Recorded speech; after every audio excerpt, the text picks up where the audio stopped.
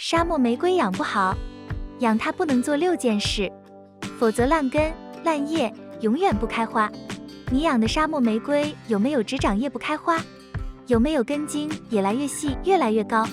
有没有黄叶落叶掉花苞？有没有烂根茎发软？如果有上述问题，请回复1，没有的话，请回复0。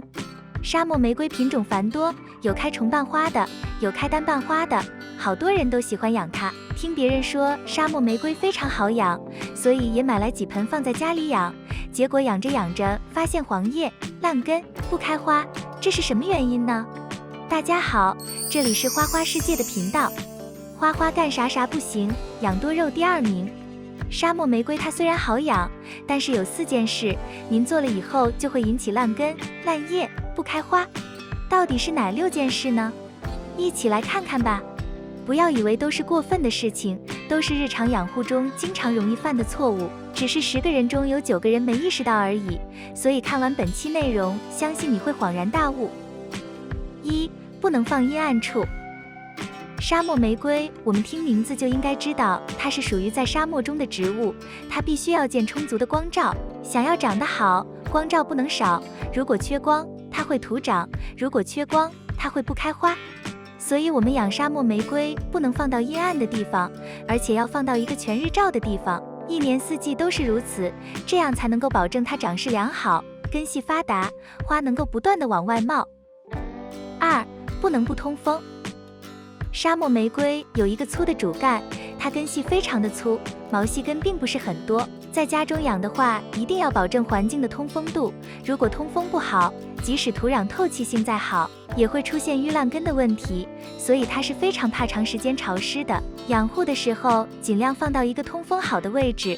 如果有露天的环境扔到外面的话，它比怎么养都长得好。3. 不能用原土。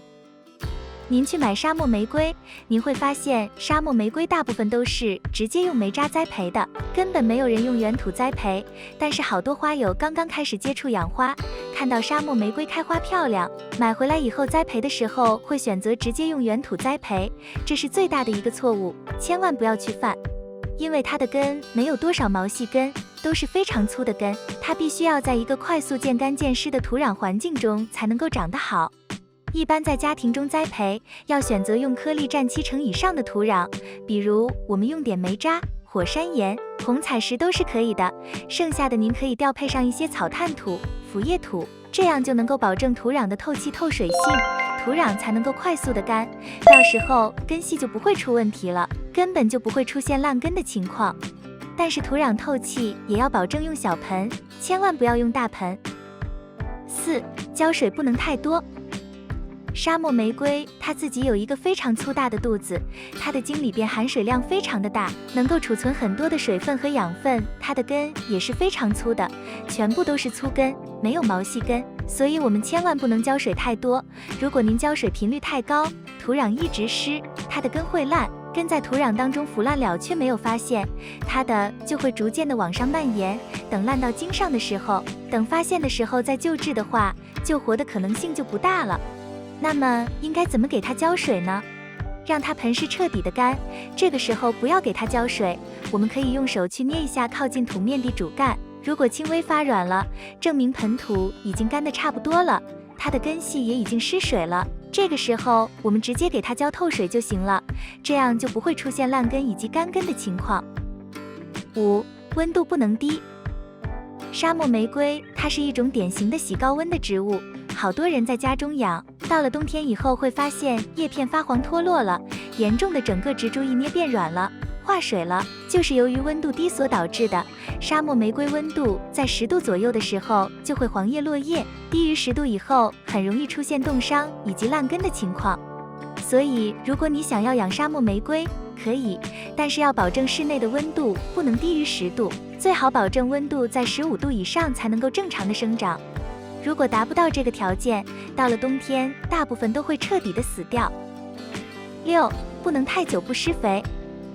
沙漠玫瑰非常的好养，避开这4件事，再去保证肥料的充足，它自己就能够储存很多养分。一般情况下，我们1个月到2个月给它补充1次肥料就可以了。选择磷元素含量高、其他元素也不缺失的肥料。如果你害怕养分不足，或者是您用的纯颗粒的土壤，你可以适当的在土表撒一些有机肥，比如羊粪、牛粪，也可以撒上一些多元素的缓释肥，保证浇水的时候有一定的养分渗透到土壤当中去，只要不多，它就能够快速的吸收、储存到体内供应生长和开花。总结：栽种沙漠玫瑰要记得粗养，娇生惯养是养不好沙漠玫瑰的。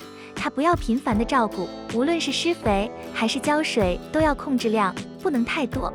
栽种沙漠玫瑰的花盆不要太大，另外要避免在雨水季节淋雨，也不要在雨季的时候换盆，因为空气湿度过大很容易滋生病菌。在换盆之后，要过3至5天之后才能给它补充水分，再过1、2个月才能给它补充肥料。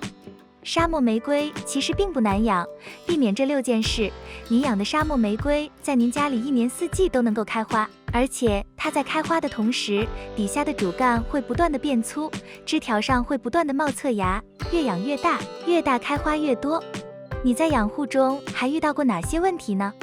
欢迎评论区留言交流。以上就是本期的内容，如果有错误或者疏漏，欢迎指摘。如果喜欢花花的内容，请点赞、关注并多多转发。感谢观看，感谢粉丝的喜欢和支持，我们下期见。